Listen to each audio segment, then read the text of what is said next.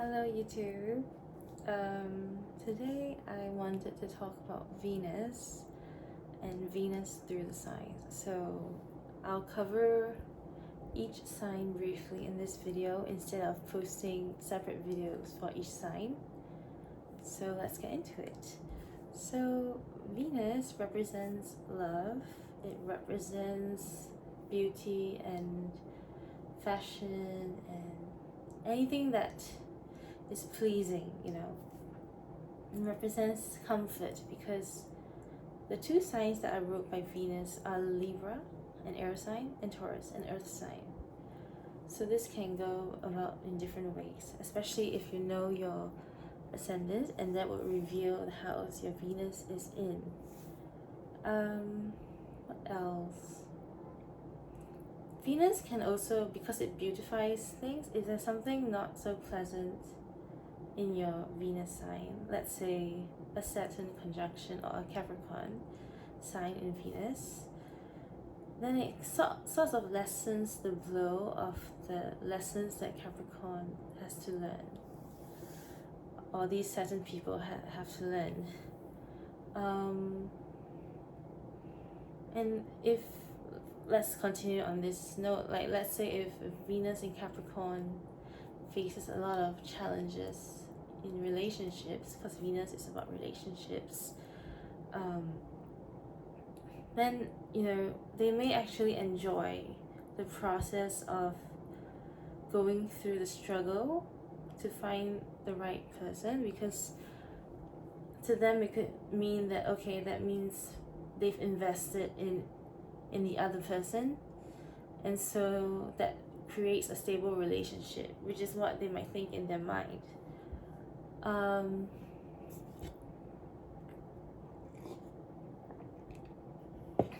Venus in Capricorn, Taurus, especially Taurus and Capricorn. I'm not really sure about Virgo, because Virgo is more mutable. These two are definitely about loyalty. I can see Scorpio being loyal as well, but there's more to that. Because different people make different choices. So based on my experience, not every Scorpio placement is loyal. I don't want to say that in a negative way, but that is the truth of what I've experienced. So I don't want to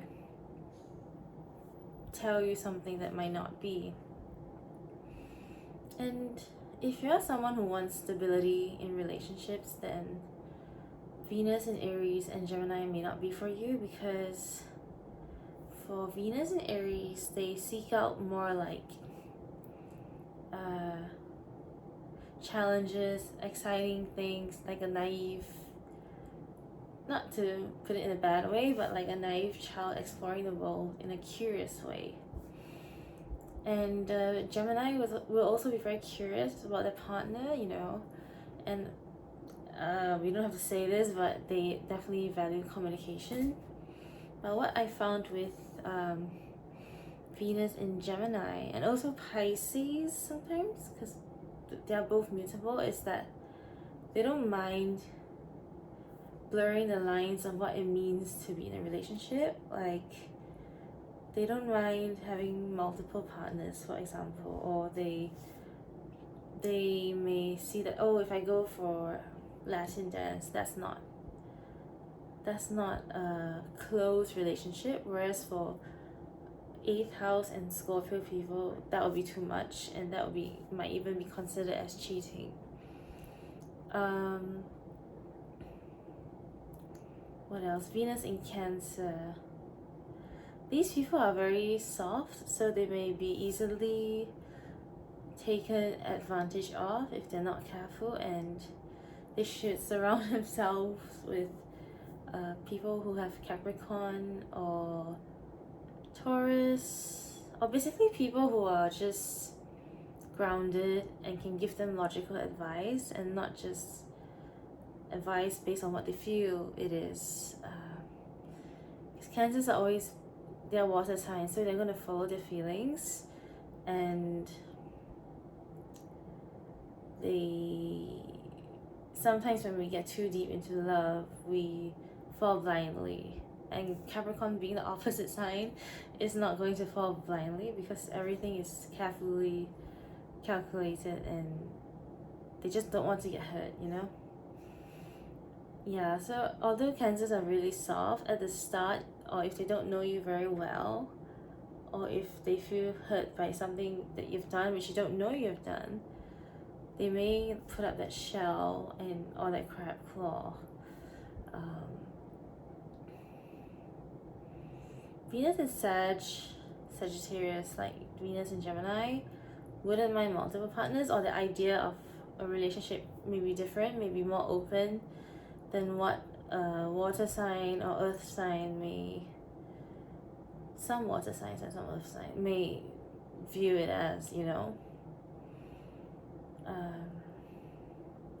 And Venus and Sagittarius don't take things very seriously because they are the happy-go-lucky people of the zodiac. So like, if something happened within the relationship, they would much rather prefer to laugh it off as a conflict resolution, which to Scorpio, Capricorn, and Taurus, perhaps Virgo, perhaps, is not a conflict resolution solution. Yeah. Venus in Libra feels very at home because Venus represents Libra. What I've noticed with Libra suns, I would say, is they're very, especially if they may have Scorpio placements, so Scorpio adds the extremity to it, but what I've noticed is their aesthetic, their fashion sense really is to other people it may be a shallow thing, but it's not totally shallow because it's an expression of who you are, right? So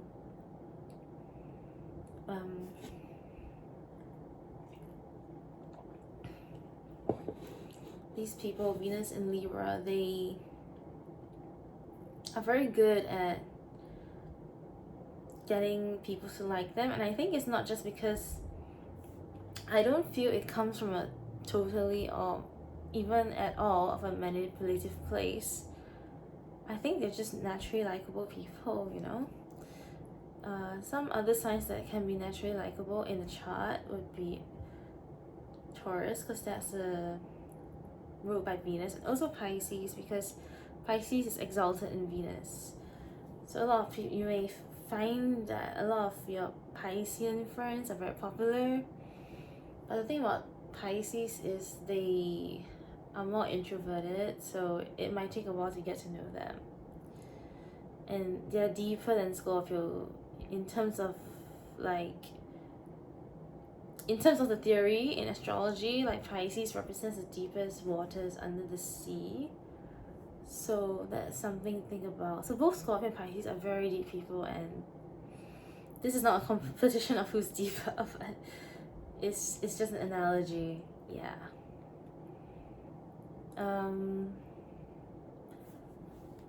What have I not covered? Venus and Leo. I'm so sorry, Leos. Yeah. Leos need the attention because they genuinely, or unless your moon is in something else like Capricorn or Aquarius, kind of.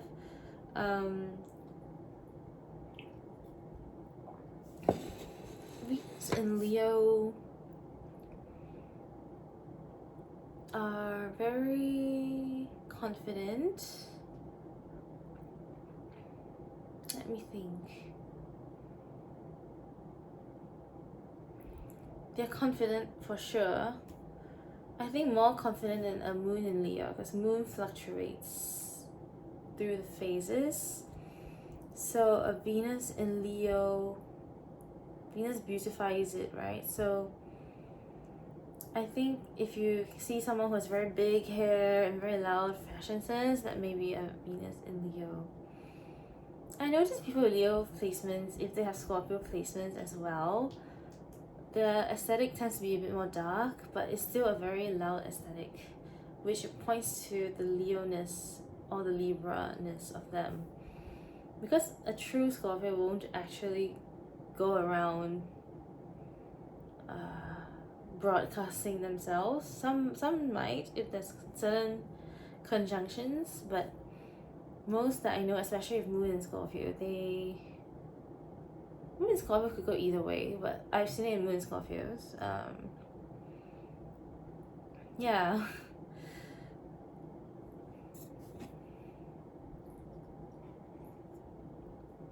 What was I talking? Oh, the aesthetic. Yeah.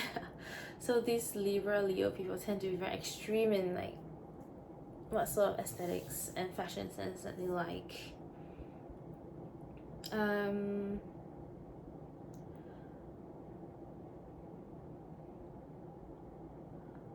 There's a lot I could go on about. I feel like I've touched on different things, different subjects through this video. I'm just trying to think now. Okay, Venus in the 12th house I would be more wary about, because 12th house represents hidden things, and this could indicate a hidden relationship like cheating. So I don't know, if you're a 12th houser, could you maybe explain what your Venus sign and house, how do you experience it in your daily life? I feel like 8th house are intense, but 8th house they are less likely to cheat because they only want one partner that they want to commit to. And unevolved 8th house would, when I don't think they would cheat, but they might make their partner think they're cheating. Yeah, because personally I have Venus in the 8th house, so I think it could depend on the sign it's in. Maybe if Venus in 8th is an earth sign, they're less likely, or a fixed sign, they're less likely to cheat. But if it's in, let's see what sign, maybe Gemini, I hate to say that, Gemini, then it may be more of a verbal communication that they have with the other person, third party. Yeah, so 12 and Pisces is a tough one, because I have witnessed and studied some on this webpage that Pisces Venus men especially, they attract a lot of very beautiful Piscean women. So that's another way to look at Venus. If you're a male, it basically represents the kinds of females you will attract. Whereas in a female's chart, it represents how you approach relationships. Sometimes Venus could point to your relationship with your mother, because Venus is feminine. Yeah. But if you really want to look at compatibility, I would say look at the other person's Mars. If their Mars is conjunct your Venus, and if you, the Venus person, are more in a feminine energy, it will work out well if you're just looking at those aspects. Because Mars is masculine, right? So you want the masculine one to be going after. Yeah, so if this is switched, like if the woman has the Mars sign and the male has the Venus sign, then the woman is going to end up chasing the guy, which is okay, you know, if you're okay with that. Yeah, but that's just my observation. And moon sign is more of the psychic bond you have with the person of interest, or the person on your mind. So like, because moon, imagine 2 moon in Scorpios. This is my moon agate that came recently. Isn't it pretty?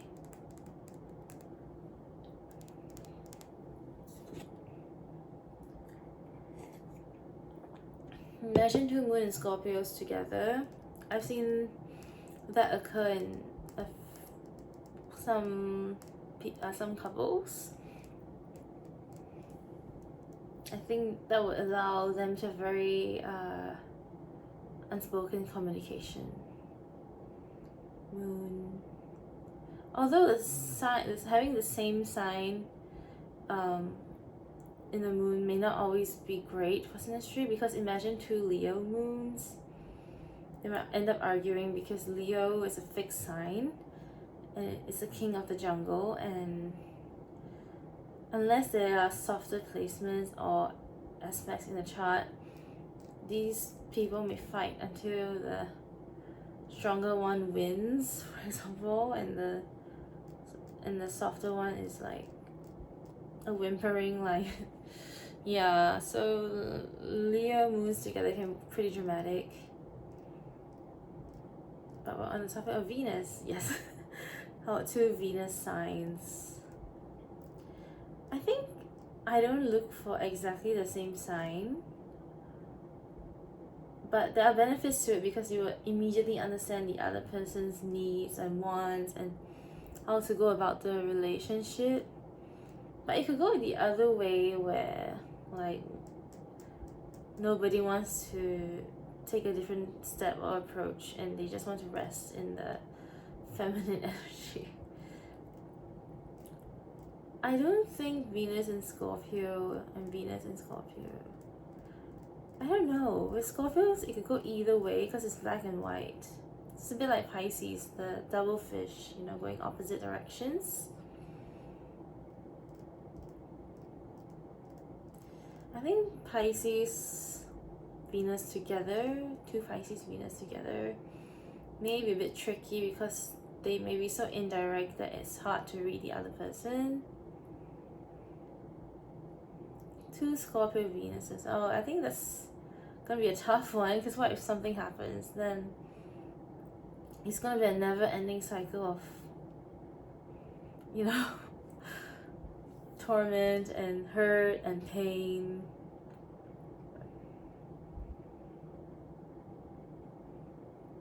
But Scorpios do have the light side to them as well, where they are forgiving. They don't forget, and they might not forgive completely, but there are evolved Scorpios out there.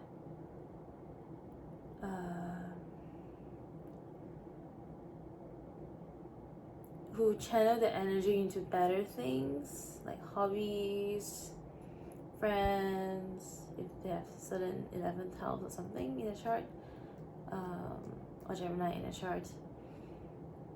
What else? Cancer, Venus together. I think they want the same thing, so maybe they will do better with a Capricorn Venus person who can give them more stability that they need. Just that the Capricorn person may not be able to give them the emotional side of things. And this is my moss agate. It's so pretty.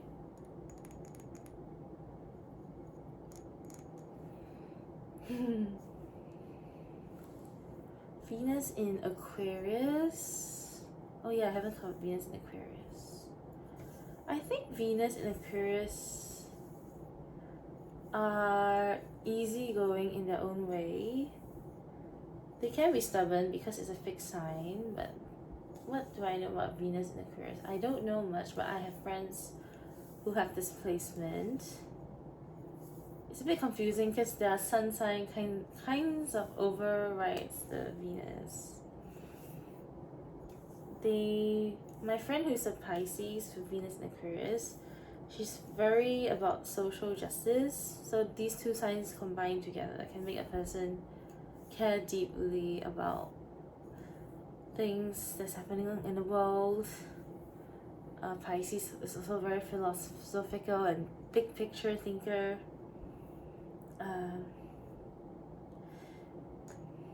What was I gonna say? It slipped my mind.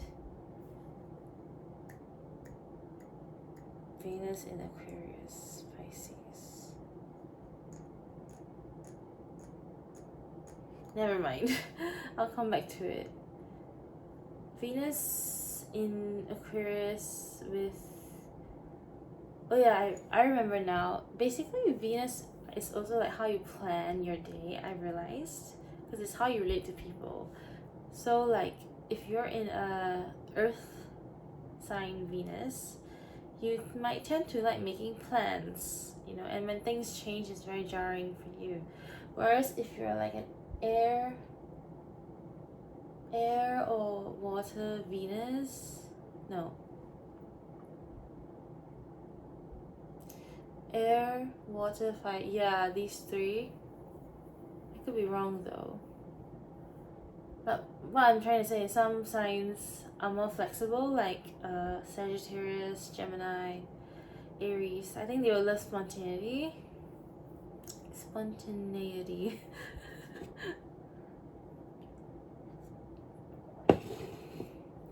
Yeah, so back to what I was saying.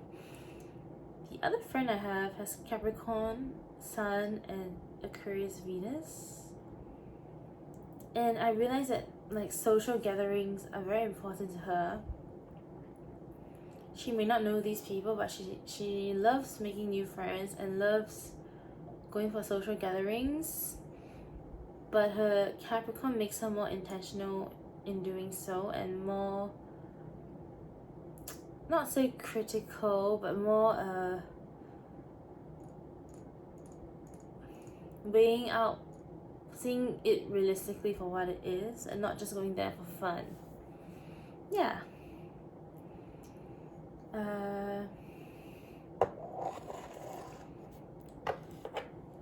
Maybe I should pull a card for this Venus video as the, oh, Three of Hearts. I was shuffling something just now. Maybe I just pull some cards. But yeah, I guess Three of Swords reminds us that Venus is also about heartbreak and how we deal with the heartbreak. So if you've got Venus in Gemini or a Libra or Aquarius, you might deal with heartbreak by talking to someone about it. Your friends, your immediate circle. Might be harder for Libra because Libra represents one-to-one. And it's usually the partner that they're close to. With, I think, earth signs, they just push it aside and they just focus on becoming more successful than they already were before. And they just focus on their material world, because that to them is a reflection of their inner world. And for water signs, yeah, it's just being in their emotions and needing to rest. Take your time to rest, recuperate, and hide from the world if you need to. There's nothing wrong with that. For fire signs, they may go and do sports. Or for Leo, is to perform out their sadness. Sagittarius may travel the world. You know, maybe one of those people that broke up and then they're now like, oh, I traveled to 24 countries and what have I learned? And there's nothing wrong in that, you know. I think solo traveling is although it's a challenging experience, you gain a lot from it.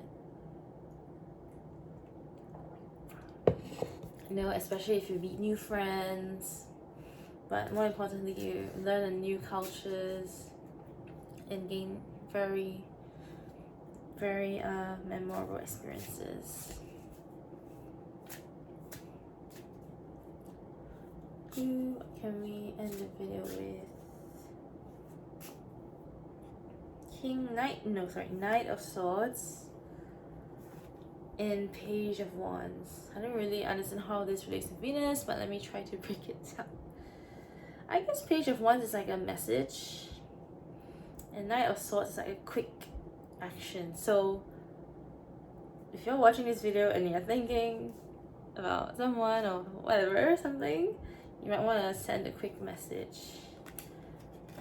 Let's see what's underneath. Underneath is the Five of Cups. So if there's something you've been hiding, or if you've been holding back on an apology, or if you feel regretful about something, just send a quick message and it might rectify what has happened in the past. It might change the course of things. So that was a Venus video, and I hope you enjoyed it, and I'll see you next one. Bye.